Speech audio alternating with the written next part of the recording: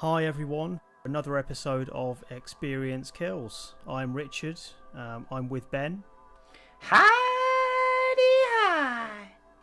Oh, he is Hanky the Christmas Poo today. It's not Christmas, mate, it's March. I find that Hanky the Christmas Poo believes in Christmas any time of year. He never gives up on that dream. Okay, well, I'm going to try and link that in somehow. Good luck with that. Speaking of cartoon characters with eyes... Yeah, is that good enough? We're going to talk about Awesome P, which is a game about a P that is awesome, funnily enough. Quite a good title as titles go. What makes Awesome P awesome, and is his name just awesome? Or is it like Awesome the P? Or is it like Anthony Awesome PP? I mean, what do we know about this Awesome P?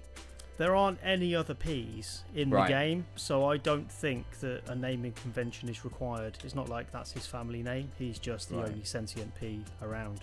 That sounds lonely, man. That doesn't sound that awesome. That sounds like a tragic existence, bereft of connection, bereft of loyalty and love. Doesn't sound great. What makes it awesome? He's quite a stoic character for one, because he doesn't let that on at all. He smiles all the time. Hiding the pain. Yeah, maybe.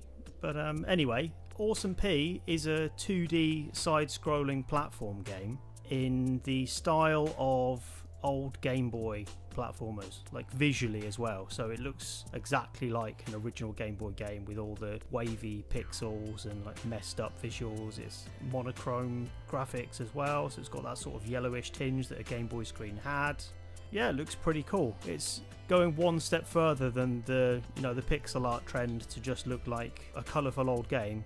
Well, all the colour's gone, so it's an interesting take, I guess. So it's gone for that monochromatic OG Game Boy look, hasn't it? I looked at some video of it and stuff. Yeah, it's certainly going for that style without actually aping a game in particular, at least not one I can remember. Well, bits of it sort of do. So you play as Awesome P, and Awesome P is literally a P with eyes, a mouth, and he can jump, walk from side to, well, not walk, sort of roll or whatever, from side to side, and he's got a double jump as well, and that's pretty much all you get. There is no depth to the gameplay beyond that. The controls are very simple, and it gives you really quite a short set of levels to experiment with. I finished it in like a couple hours, maybe less. Okay. Because it's got like 29, 30 levels, I think, and they all sort of focus around similar themes. So I think you've got 5 themes of level in this. You've got like a cave where you can drop down onto projectiles that are coming up at you, and you've got to dodge them as you go down.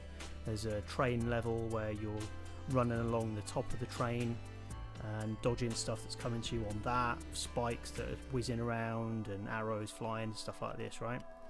There's a few of those. Then there's a Mario style level, which is interesting. So it looks very, very similar to the Mario Vistas you'll be used to.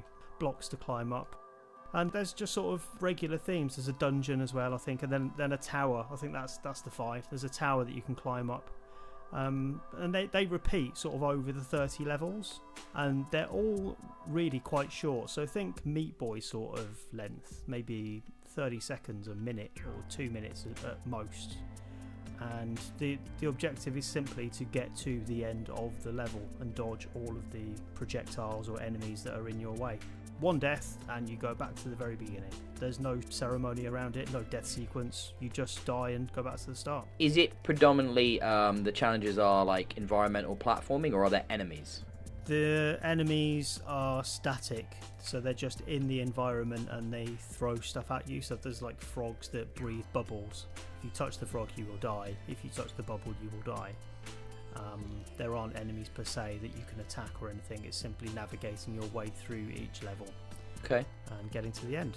There are pickups along the way, so you've got coins that you can pick up, you've got gems that you can pick up, and there's a sort of counter at the beginning of the level to tell you how many of those are in each level, and you are awarded with achievements for picking all of them up. So obviously I did that. I was going to ask, is it an easy 1,000 gamer score? Well, it didn't take me too long, but I wouldn't say it's easy. There are some challenging sections in there. I know. I looked up the pricing for this. It's very cheap. It's like $4.99 on Xbox right now, UK price. Oh, is that all? Yeah, it's super cheap. So I'd say it's worth that. Yeah, for 1,000 gamer score and a moderate level of challenge and stuff, with a well-constructed retro aesthetic, that sounds like a pretty good deal.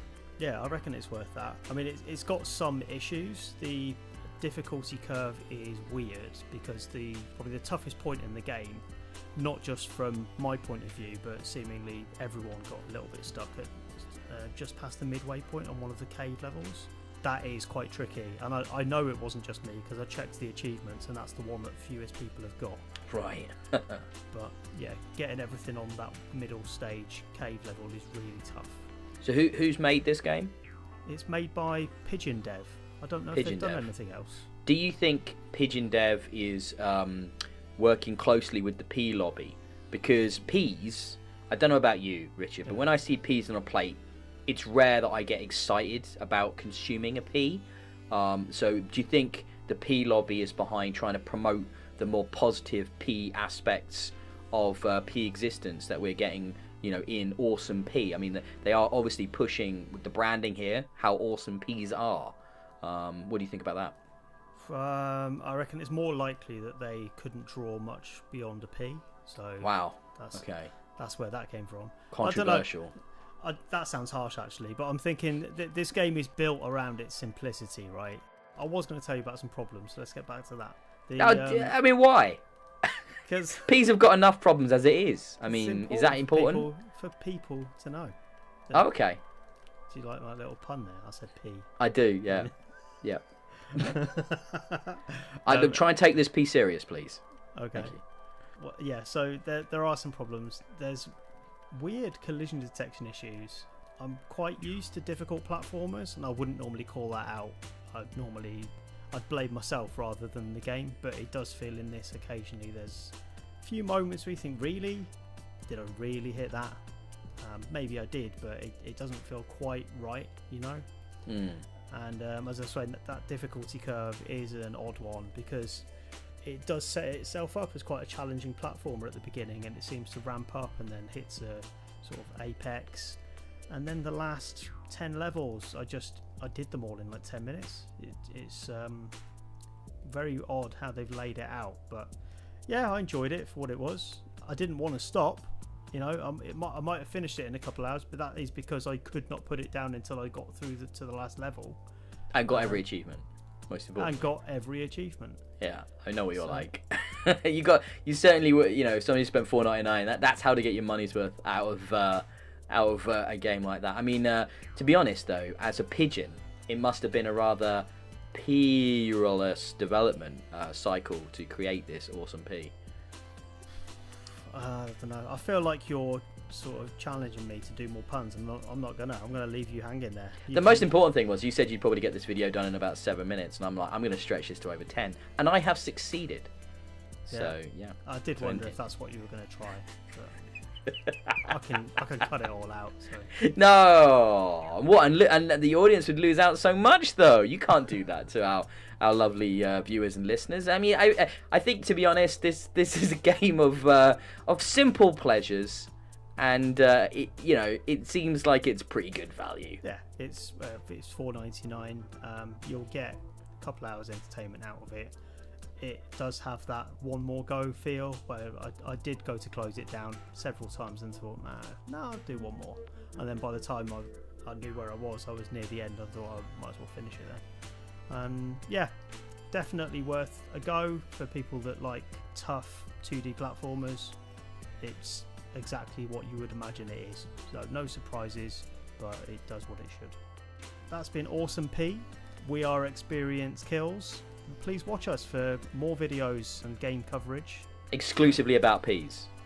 No. We do all sorts of vegetables and even non-food based video games. Awesome. Please come back. Please come back. Yes, please. Please come back. Please come back. Rate us, subscribe, like us, all that stuff that you're supposed to say at the end of podcasts. Yep. Also, find me on Twitter at Colonel Red. You can find Ben on Twitter at DIYE. That's it. Yep, that's my name. And you can find us as a duo on Twitter at Experience Kills. Yes. Thanks for listening.